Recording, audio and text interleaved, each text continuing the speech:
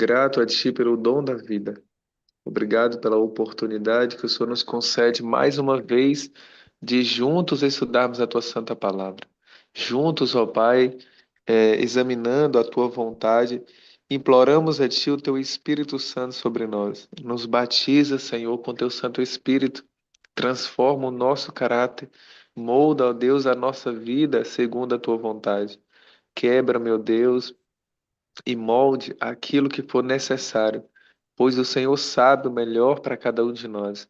Abençoa, Senhor, cada filho, cada filha do Senhor aqui nesse momento, cada família aqui representada e de todos os outros irmãos que irão ouvir a tua palavra em todos os lugares, ó Pai.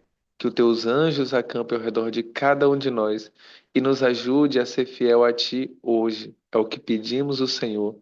Fala conosco através da Tua palavra, em nome de Jesus. Amém, Senhor. Amém. Amém, amém. Então, Maicon, mais uma vez, né, como dizendo todos os dias aqui, a voz é sua, mas a mensagem é do Senhor. Seja bem-vindo mais uma vez. Amém. Amém. Olá, meus amados irmãos, bom dia. Que a graça e a paz de Jesus esteja com cada um nesta manhã. E é um prazer enorme estarmos reunidos, né, para estudar, para examinar a palavra de Deus. Ainda mais nesse tempo que nós estamos vivendo e que as pessoas têm tempo para todas as coisas, menos para buscar ao Senhor, menos para estar em comunhão com Jesus, examinando a sua palavra e clamando ao Senhor o perdão e, acima de tudo, a transformação do caráter. Por isso, iremos hoje estudar um assunto bastante importante também para cada um de nós, um assunto que pouco se fala sobre esse assunto, mas é um assunto de extrema importância porque nós temos que saber, de fato, sobre a natureza do pecado. Essa é uma terminologia bíblica, a natureza do pecado. Agora, o pecado original, não. Não, o pecado original, não. E nós vamos examinar alguns textos, tá bom? Nós vamos saber da onde partiu essa premissa, não é? E nós vamos começar, amados irmãos, falando de um homem, contando a história um pouquinho de um homem que foi originador dessa nova teologia. Nova teologia. Agostinho de Hipona. Alguém já ouviu falar? Agostinho, bispo de Hipona. Os ensinamentos que os católicos adotaram a respeito da natureza do pecado estão diretamente relacionados com a influência de Agostinho, bispo de Hipona. Quem foi Agostinho, então? Agostinho ele nasceu no ano de 354 no norte da África. Agostinho ele foi educado em diferentes filosofias pagãs, tendo nascido em uma família onde a sua mãe era cristã e o seu pai ele era maniqueísta. Maniqueísmo ele é uma filosofia que veio dos gregos, não é? E que acreditava que a alma é boa, mas o corpo é mau. Ou seja, a alma é boa e o corpo é mau. Então, o seu pai, ele era maniqueísta. Aos 20 anos, em uma viagem na Itália, ele aceitou a fé cristã. Não obstante, ele era incapaz de se livrar de suas filosofias pagãs. Então, mesmo após ter aceitado a fé cristã, ficou então ali enraizado as filosofias pagãs. Não é claro que ele aprendeu com seu pai. Por isso, queridos, a importância, né, de quem vai casar, né, de quem está se preparando para casar. Isso é uma coisa muito boa, porque foi o Senhor que criou essa instituição, né? Criou o casamento. Então, temos que saber com quem casar. Com quem casar. Hoje nós temos luz quanto sobre esse assunto. Não é com qualquer um, não é com qualquer uma. Não é porque é da igreja eu já posso casar. Não. Tem que ser pessoas que têm o mesmo propósito de servir a Jesus. A pessoa que aceita Cristo verdadeiramente. Porque quando tiver filho, porque todo casal tem o direito de ter filho. Então, e quando nascer, vai ser educado o quê? Nos princípios divinos ou em outros princípios? Vão fazer o culto familiar ou não vão fazer? Vão estar se congregando com irmãos ou não vão? Entende? Então tem que ter muito cuidado. Então Agostinho, ele aos 20 anos, em uma viagem na Itália, ele se converteu à fé cristã, mas ele ainda ficou enraizado às suas filosofias pagãs. Agostinho, ele tinha uma terrível luta para controlar os seus desejos por sexo. Então, ele tinha essa terrível luta para controlar.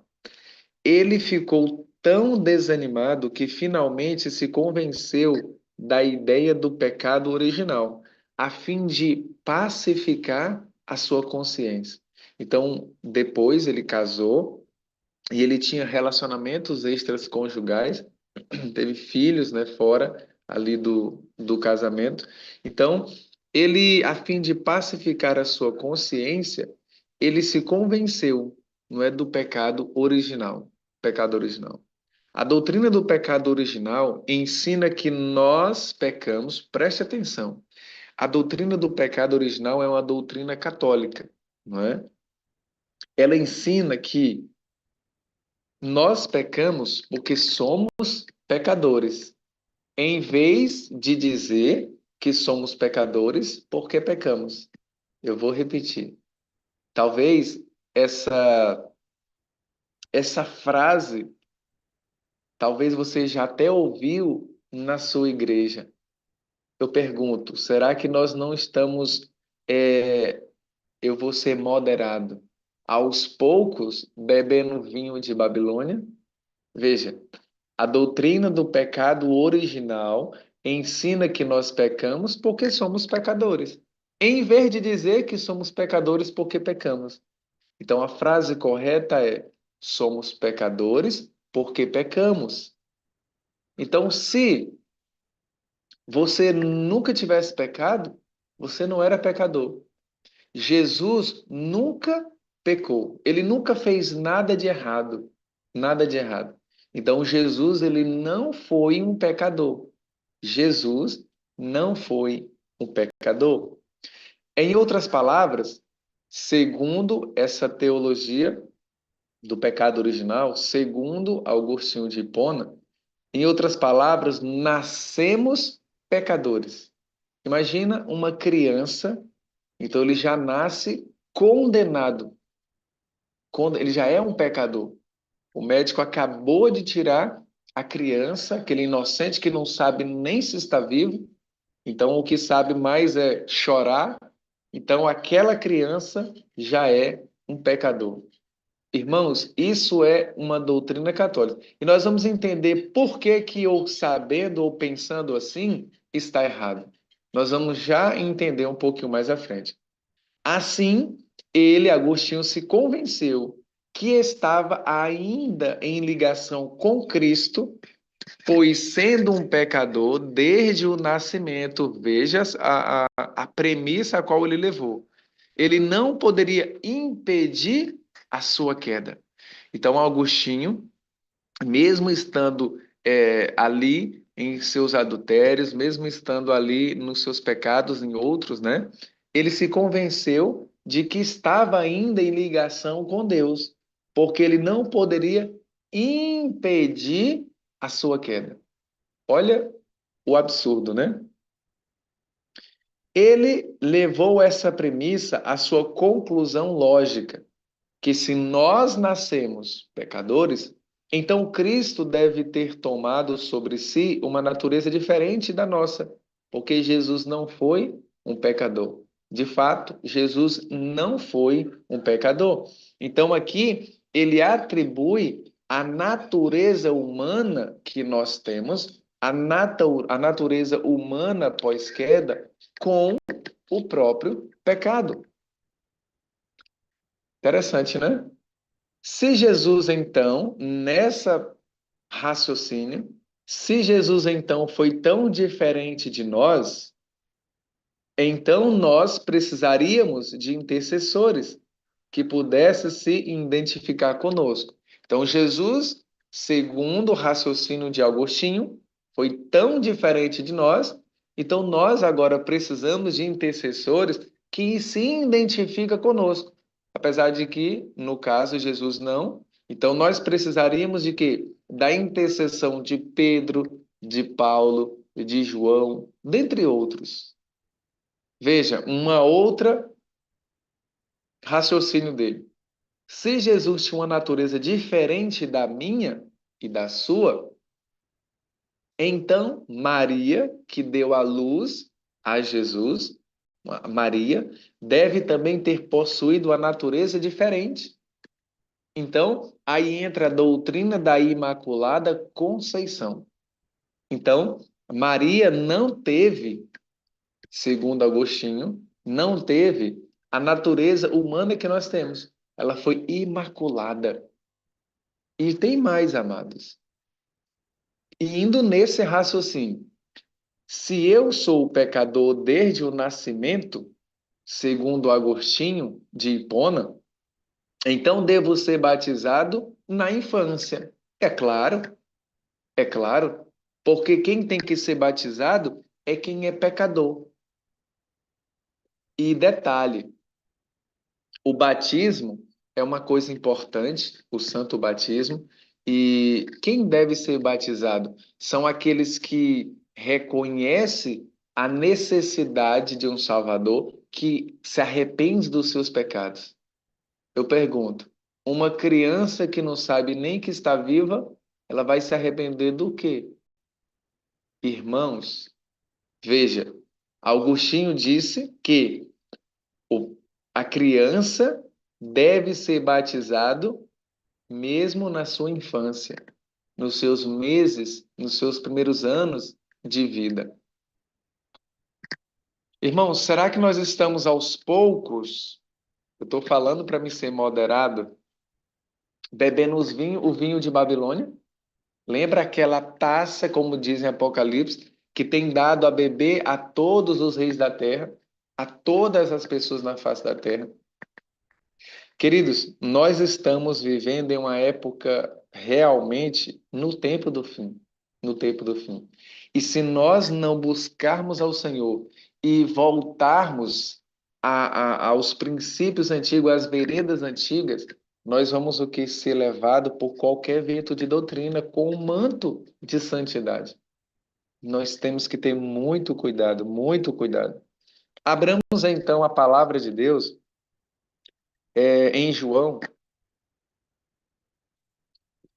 A palavra de Deus no livro de João, Evangelho de João, capítulo 3 e o versículo 19. João, capítulo 3 e o versículo 19.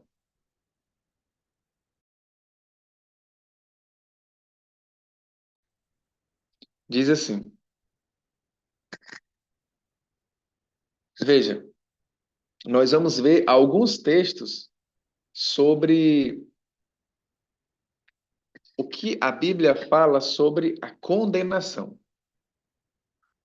3, o versículo 19 diz assim: O julgamento é este, que a luz veio ao mundo e os homens amaram mais as trevas do que a luz, porque as suas obras eram más. Então, os homens, o que eles fizeram? Eles amaram mais as trevas em vez da luz, porque as suas obras eram más. Então, a condenação para o homem, preste atenção, ela vem quando ele recebe a luz e escolhe as trevas em vez da luz. Então, a condenação, a culpa, não vem para o homem quando ele nasce. Vem para o homem quando ele recebe a luz. E você sabe muito bem o que significa luz. Luz é a verdade. Luz é verdade a qual o homem compreendeu.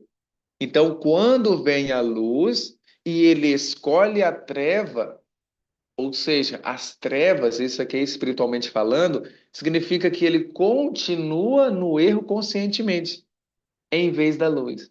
Então, quando a luz vem e ele escolhe as trevas em vez da luz, aí sim a condenação vem para o homem. A condenação vem para o homem. No mesmo João, no capítulo 9, o versículo 41, olha o que a palavra do Senhor nos diz.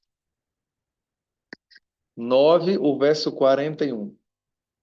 Respondeu-lhe Jesus, Jesus falando, Cristo disse assim: Se vocês fossem cegos, não teria pecado algum. Mas porque agora dizeis, nós vemos, subsiste ou permanece o vosso pecado. Irmãos, Jesus disse aos fariseus que se eles fossem cegos ou ignorantes, eles não tinham pecado. Ignorante no sentido de que não conhecia a verdade, ou não seriam condenados, mas pelo fato deles verem, ou seja, eles sabiam, seus pecados permaneciam. Então, aqueles homens, eles eram culpados, eles eram condenados, porque a luz veio. A luz é Jesus. E eles tinham a verdade, mas eles viviam no pecado conscientemente, pecados acariciados. E quando Cristo veio, não foi para condená-los, mas para salvá-los. Mas eles escolheram, eles preferiram as trevas em vez da luz. João 15, o verso 22, no mesmo livro, um pouquinho mais adiante, versículo 22, diz assim: Jesus dizendo: se eu não viera, nem lhes houvesse falado, pecado não teriam. Mas agora não tem desculpa do seu pecado. Irmãos, agora não tem desculpa dos seus pecados. Pelo fato de Jesus ter vindo e falado aos judeus, eles não tinham desculpas para os seus pecados, porque eles agora estavam tendo muita luz com relação a muitas coisas. Então eles preferiram continuar no seu pecado. Atos, no capítulo 17, Atos 17, o versículo 30 é um texto muito conhecido, e nós vamos extrair uma grande lição desse texto inspirado. Atos 17, o versículo 30 diz assim: Ora, não levou Deus em conta os tempos da ignorância. Agora, porém, notifica aos homens que em toda parte, se arrependam. Então, não levou Deus em conta os tempos da ignorância. Aquele tempo em nossa vida, quando nós não conhecíamos, não sabíamos da verdade, o Senhor, ele não leva em conta no sentido para nos condenar. Se eu não sabia, como que Deus vai me condenar por algo que eu não sabia? Deus é justo. Amados, o tempo de ignorância Deus não leva em conta. Mas quando a verdade, quando a luz vem, ele chama os homens ao arrependimento. E o que Deus requer de nós? Uma conversão genuína. O verdadeiro arrependimento, como os amados irmãos já conhecem, já sabem, ele é mais do que uma tristeza pelo pecado. Ele é um afastamento do mesmo. Não somente sentir somente a tristeza pelo pecado, mas continuar vivendo nele não é um arrependimento verdadeiro. Não é. Agora, quando você sente uma tristeza pelo pecado e se afasta do mesmo, ali, amados irmãos, ali mostra um arrependimento verdadeiro. Por quê? Porque é isso que consiste uma conversão, o arrependimento verdadeiro. Por isso que a mensagem para nós também nesse tempo é arrependei-vos e convertei-vos. Imagina se todos os amados irmãos que conhecemos vivesse o arrependimento de Jesus, que ele quer para nós, o arrependimento genuíno. Irmãos, não estaríamos nesta confusão ou nessa grandes abominações que nos encontramos hoje. Não estaríamos, seríamos diferentes. Veja, é, Tiago, no capítulo 4, o versículo 17, nós vamos, Tiago, nós vamos extrair o que de fato esse texto está querendo falar, ou melhor, está falando para nós. Tiago 4, o versículo 17, diz assim: Portanto, aqueles que sabem que deve fazer o bem e não faz, nisto está pecando. Ou nisto comete pecado, como algumas traduções dizem. Irmãos, aquele que sabe fazer o certo e não faz, comete pecado. Vamos ler o texto de novo? Portanto, aqui Paulo ele não está iniciando um pensamento. Aqui ele está finalizando, está concluindo. Portanto, aquele que sabe que deve fazer o bem e não faz, nisto está pecando. Portanto, aquele que sabe, sabe significa o quê? Ou exige o quê? Conhecimento. Saber, eu conheço, eu sei que deve fazer o bem e não o faz, significa o quê? Implica em que escolha. Aquele que sabe, que tem conhecimento, que deve fazer o bem, ele sabe o que é certo e o que é errado, e não o faz, implica em escolha, exige escolha. Então ele escolhe fazer o certo, o bem, ou não fazer. Escolha, comete, nisto está pecando. Então o pecado, irmãos, ele é um ato voluntário da alma. Pecado, ele não é a natureza humana pós-queda. Pecado é a transgressão da lei. Deus, ele atribui a culpa quando o ser humano recebe luz, quando ele conhece a vontade de Deus e escolhe viver justamente contrário a ela. Aí Deus imputa a culpa na conta do ser humano. Mas até então que a luz não chega, Deus ele não imputa a culpa.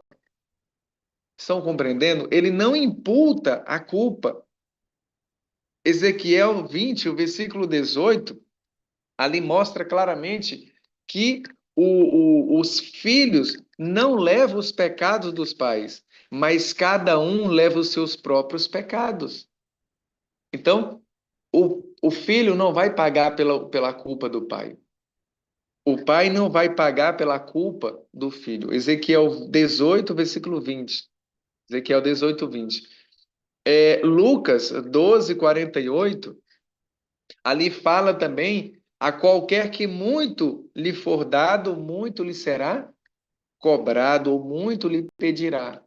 Então, nós, amados irmãos, nós temos luz, nós temos verdades sobre muitos assuntos. Será que Deus pode nos cobrar? Sem dúvida, sem dúvida. Nós sabemos com quem casar, não é? Nós sabemos bem, não é com qualquer um, não é com qualquer uma. Nós sabemos. E muitos teimam fazer o contrário e querem a bênção de Deus. Não. Se você fez algo de errado, eu estou falando para quem tem luz. Se você fez algo de errado, então não culpe Deus por isso. Nós temos luz quanto à educação de filhos. E como tem, hein? Nós temos luz quanto até a casa de morar. Nós temos luz. Que não deve ser o quê? Com árvores ao redor. ela deve entrar sol nos cômodos, não é? Arejada. Nós temos luz quanto ao que comer, ao que beber. Você percebe como Deus nos ama? Não somente, claro, é a prova maior que ele nos ama, que Jesus morreu por nós naquela cruz. Eu pergunto, será que foi em vão? Será que é somente aquilo? O Senhor, ele nos guia e ele nos dá a sua palavra nos pormenores. Ele não quer que nós vivamos no mundo como se fôssemos qualquer pessoa sem direção ou sem rumo. Irmãos, em Mateus 11, do 20 ao 24, Jesus ensinou que há graus de responsabilidade de acordo com as oportunidades e privilégios. Então, cada um vai dar conta de si diante de Deus. Cada um tem um nível de conhecimento. Uns têm mais, outros têm menos, mas isso ninguém é melhor do que ninguém. Pelo contrário, Deus cobra de acordo com a luz que temos. E nós vamos ver, irmãos, aqui uns textos no Espírito de Profecia, alguns deles, não vai ser só alguns mesmo. Diz assim: todos serão julgados de acordo com a luz que recebeu sobre eles. Se estiver luz sobre o sábado, eles não podem ser salvos ao rejeitar essa luz. Mas ninguém será considerado responsável pela luz que nunca obteram, nunca tiveram. Entende? E ninguém vai ser responsável pela luz que nunca chegou a si. Não, Deus não é justo? É justo. Então ele não nos cobra algo que ele não nos deu antes. Ele só nos cobra aquilo que ele nos concedeu. Alguns terão menor luz, outros maior luz, mas cada um será julgado de acordo com a luz recebida. Recebida. Ninguém será condenado por não fazer caso da luz e do conhecimento que nunca teve e não pode obter. Muitos, porém, recusam obedecer à verdade que lhes é apresentada pelos embaixadores de Cristo, porque desejam acomodar-se aos padrões do mundo. E a verdade que tem alcançado o seu entendimento e a luz que vem resplandecido na alma, condená-lo-ás no juízo. Irmãos, quem não deve temer o juízo? São aqueles que estão vivendo a vontade do Senhor. Não há o que temer. Conosco Cristo está. Mas aqueles que são amantes dos prazeres proibidos, amantes dos pecados, de fato, têm que temer. E muito, e muito. Queridos, eu pergunto, será que hoje nós, como igreja, não estamos vivendo nas trevas, espiritualmente falando, como se nós não tivéssemos luz? Muitos estão andando em trevas, tateando ali nas trevas, como se não tivesse luz. Irmãos, nós estamos vendo tantas coisas horríveis acontecendo, amados. Carnaval dentro da igreja, dentro do arraial. Irmãos, será que não há luz quanto àquilo? Será que o Senhor não nos deu claras verdades quanto à apostasia, quanto ao mundanismo? É isso mesmo a vontade de Deus? A forma como estamos vivendo, a forma como estamos levando as coisas, a forma de, entre aspas, evangelizar as pessoas com as coisas mundanas? Sim, vai ser atraído pessoas mundanas. E quando abrir-se a Bíblia, quando querer ensinar princípios, essas pessoas elas não vão ficar, porque elas querem o mundanismo. Eu pergunto, será que isso é desculpa para atrair as pessoas Ou é porque as pessoas que estão fazendo isso na igreja são pessoas que realmente gostam disso, gostam do pecado, gostam do mundanismo? E quando alguém se levanta para dizer que isso não é a vontade de Deus, porque está tão claro como o sol ao meio-dia, essa pessoa, queridos, ela é morta. Não ainda, literalmente, mas é morta pela língua. As pessoas matam aquele que condena pecados escancarados em nosso meio. Os que têm oportunidade de ouvir a verdade, mas não se esforçam para ouvi-la e entendê-la, pensando que não serão responsáveis, serão considerados culpados diante de Deus, como se a tivesse ouvido e rejeitado. Então veja como Deus é justo. Comentário Bíblico Adventista, volume 5, página 1145. Deus é justo. Mas, irmãos, isso aqui nós estamos lendo. É a verdade, é o que Deus quer para nós, que nós acordemos desse sono. Mas por que as coisas estão indo do jeito que estão indo? Por que que está sendo ensinado a doutrina do pecado original em nosso meio? Porque é mais fácil dizer que não tem como.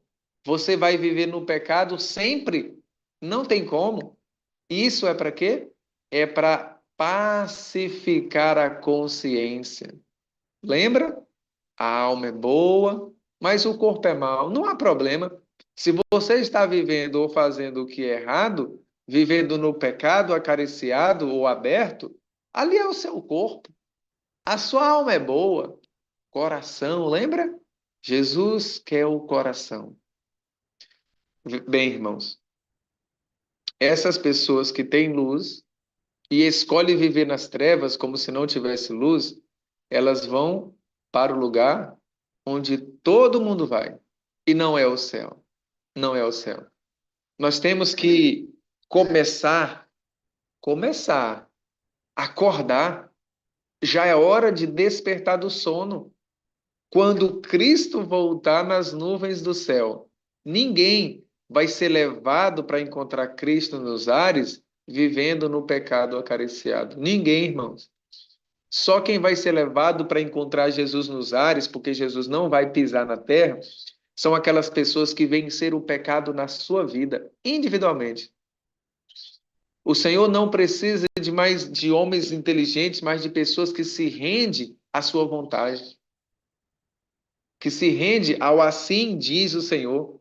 Não haverá desculpas para os que preferem continuar no erro. Não haverá desculpas, mas aquilo então, enfim, não sabia. Quando poderia compreender o que é verdade? Irmãos, em seus pecados, melhor, em seus sofrimentos e morte, Jesus fez expiação por todos os pecados de ignorância. Ele fez expiação por todos os pecados de ignorância, mas não foi tomada nenhuma providência para a cegueira voluntária. O que é isso, irmãos? Cegueira voluntária é quando a pessoa conhece a verdade e continua no erro, como se fosse ignorante voluntariamente. Ele é ignorante voluntário. Cegueira voluntária. Será que esse não é o retrato que nós vemos hoje? Nós não temos que ser, irmãos, cegos voluntários. Cegos voluntários é que tem a luz, mas escolhe viver no erro consciente. Não seremos considerados responsáveis pela luz que não atingiu a nossa percepção, mas pela luz que resistimos e que rejeitamos. A luz que resistimos e que rejeitamos. Muitos não querem participar de um estudo detalhado da mensagem presente, um estudo sobre a vitória contra Satanás, sobre a vitória contra o pecado, em congressos, são até coagidos por pessoas que escolheram as trevas em vez da luz, porque se você for, você vai ser riscado do rol de membros. Irmãos, você não lembra da história do cego de nascença? Que Jesus fez aquele milagre, ele curou aquela pessoa, e o que aconteceu? Os líderes da igreja iam riscar o nome, ia sair, tirar do rol de membros a pessoa que declarasse que foi Cristo que fez aquilo. E aí, quando chegou aos pais daquele homem, porque ele já era adulto, e perguntou quem foi, e os pais sabiam. A mãe e o pai foi covarde, espiritualmente falando. Porque ele sabia quem foi que tinha feito aquele milagre com seu filho, que era cego de nascença. Quem mais poderia saber se o filho era cego? Os pais. É claro que a liderança ali da igreja naquele tempo, ele também sabia, porque eles conheciam aquele homem. Mas eles foram, irmãos, usados por Satanás para perseguir aquele povo. Eles estavam perseguindo o próprio Cristo. Então, os pais foram covardes, com medo de ser desligado do céu, porque é isso que impõe pelo medo, pela opressão. Se você tiver o nome riscado da igreja, você está perdido. Isso é satânico. Isso não é divino. Não está escrito isso. O que nos separa da vida eterna é o pecado. O que nos separa da vida eterna, irmãos, é o nosso nome ser riscado do livro da vida do Cordeiro. Mas se você estiver com seu nome escrito no livro da vida do Cordeiro, você está salvo em Cristo. E quem tira ele de lá? Somos nós mesmos. Se eu virar as costas para o Senhor e morrer no pecado, o meu nome ele foi riscado. Ele foi riscado. Mas se eu viver a vontade do Senhor, a luz que ele tem me dado até esse momento, e se eu morrer em Cristo, o nome permanece no livro da vida do Cordeiro. Irmãos, nós estamos vivendo em tempos solenes e a história está se repetindo. O que aconteceu com Lutero? Irmãos, estudem, vamos estudar a história, o que aconteceu com os valdenses. Queridos, um homem não poderia compreender a verdade que nunca lhe foi apresentada e não pode, portanto, ser condenado pela luz que nunca teve, que nunca teve. Queridos, o povo de Deus deve agir sobre um princípio estabelecido, tornando o seu princípio base a busca do reino de Deus e sua justiça, e então avançar de uma luz para outra ainda maior. Provérbios 4:18 nos diz claramente, não é? Claramente. Vamos ler aqui Provérbios para nós encerrarmos. Provérbios 4, o versículo 18 é um texto também muito conhecido, também conhecido Oséias 6:3, 4:18 diz: Mas a vereda dos justos é como a luz da aurora, dos justos. Quem são os justos? São aqueles, amados irmãos, que aceitaram Jesus pela fé. São aqueles que estão vivendo a palavra do Senhor. Mas eles não estacionam, eles não se acomodam. Mas a vereda dos justos, ou seja, a vida deles, o que eles trilham, é como a luz da aurora, que vai brilhando mais e mais até ser dia perfeito. Aqui mostra o crescimento espiritual. Aqui fala da santificação. A santificação é uma obra de obediência que dura a vida toda. Enquanto vida a pessoa tiver, ele vai estar andando em novidade de vida com Jesus. Ele vai estar progredindo e avançando na estrada da santificação. Por isso, amados, nós temos que não se acomodar. Nós não podemos repetir as mesmas coisas, as mesmas doutrinas católicas. As mesmas doutrinas católicas. O pecado, ele é escolha. O pecado é a transgressão da lei. Aquele que sabe que deve fazer o bem e não faz, nisso está pecando. O pecado é a transgressão da lei. Pecado, Deus, ele condena, ele imputa a culpa quando nós temos luz e escolhemos as trevas em vez da luz.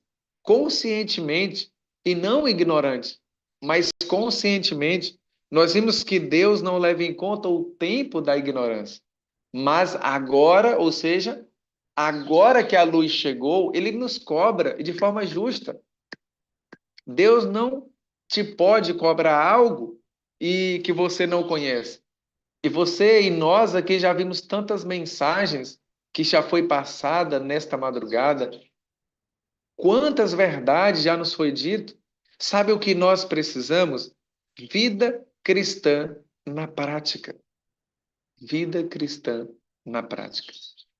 Enquanto nós não decidirmos, com os joelhos no chão, clamar, implorar, jejuar por isso até, para viver a vontade do Senhor, a qual Ele já nos tem nos dado, nós só vamos nos autocondenar mais ainda, com tantas verdades, mas que vai se acumulando, acumulando. Irmãos, o que o Senhor quer para nós é que nós vivamos a sua vontade hoje, hoje. Não sejamos cúmplices do pecado. Antes, porém, reprovai-as. Reprove aquilo que não agrada a Deus, primeiramente em nossa vida, em sua vida. Assim, nós vamos ter força moral para ajudar outras pessoas. Antes de nós tirarmos o cisco dos olhos do outro, nós temos que tirar a trave do nosso. O cisco, a trave, significa o pecado. Significa o pecado. E muitos hoje estão falando, estão sendo ministros de Satanás, obreiros de Satanás. Estão a favor do pecado. Irmãos, onde já se viu isso? Aonde já se viu isso? Nós não podemos continuar satisfeitos ou calados em meio ao tempo que nós estamos vivendo. O Senhor há de nos cobrar. E justo, de forma justa.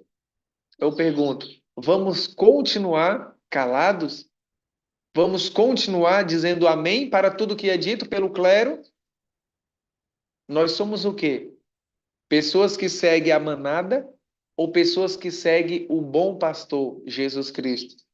Se estiver certo, amém, vamos fazer. Mas se estiver errado, vamos fazer também? Ah, mas é com eles, eles que sabem, eu não digo nada. Vai se perder também. Vai, irmãos. Porque no céu não entra covarde. No céu só entra filhos de Deus obedientes que ama a Deus e o próximo como a si mesmo. E o amor do Senhor é o amor que reprova o que é errado e não que passa a mão no que é errado. E não que diz Deus entende, não se preocupe, continue. Deus ele compreende. Deus ele não entende o pecado. Por que que ele não compreendeu Lúcifer lá no céu? Um anjo que era perfeito, um anjo no céu. Por que que Deus então vai desculpar o meu pecado? E ele não desculpou Adão, ele não desculpou os anjos no céu? Queridos, mas nesse momento nós estamos vivendo, nós temos tanta luz acumulada. Nós não podemos viver como os filhos de Deus no passado viviam. Nós temos luz adicional para esse tempo que nós estamos vivendo. O tempo do fim. Cristo está à porta. Por isso, hoje, se ouvirdes a voz do Senhor, não endureça o vosso coração. Voltemos a Jesus. Voltemos aos pés de Cristo, aos braços de Cristo. Confessemos os nossos pecados. Provérbios 28:13 diz: os que encobrem as suas transgressões jamais prosperará. Mas aqueles que confessam e abandonam alcançam a misericórdia. O Senhor, ele pode nos perdoar. Ele é um Deus misericordioso, ele é um Deus bondoso. Mas quando nós decidimos o buscar, ele perdoa os nossos pecados. O perdão do Senhor é condicional. O amor dele é incondicional. Ele ama todos os seres humanos. Mas o perdão é condicional. Por isso, busquemos ao Senhor. Busquemos e pedimos, imploramos o arrependimento verdadeiro, genuíno em nossa vida. Porque isso é obra do Espírito Santo em nós. Não é algo que nós produzimos. Por isso, amados, Vamos buscar o Senhor hoje, hoje. Talvez amanhã não dê tempo, mas hoje nós temos a oportunidade. Que o Senhor te abençoe, que o Senhor fortaleça a tua fé e que nós possamos, acima de tudo, viver a vontade de Deus, a luz que Ele tem nos concedido até esse momento. Em nome de Jesus. Amém, Senhor. Amém. Então vamos orar, né, para finalizar? Amém. Louvado seja Amém. Deus. Sim, irmão, você vai fazer, e o irmão Pedro vai fazer a oração cantada para a gente finalizar. Pode fazer. Pronto. Oremos. Senhor nosso Deus e eterno Pai, graças te damos, Senhor, pela oportunidade que o Senhor nos concede. Obrigado, ó Deus, porque até aqui o Senhor tem nos mantido com vida para ouvir a tua palavra. Ó Senhor, muitas das coisas que ouvimos não sabíamos. Por isso, Senhor, agora nós te imploramos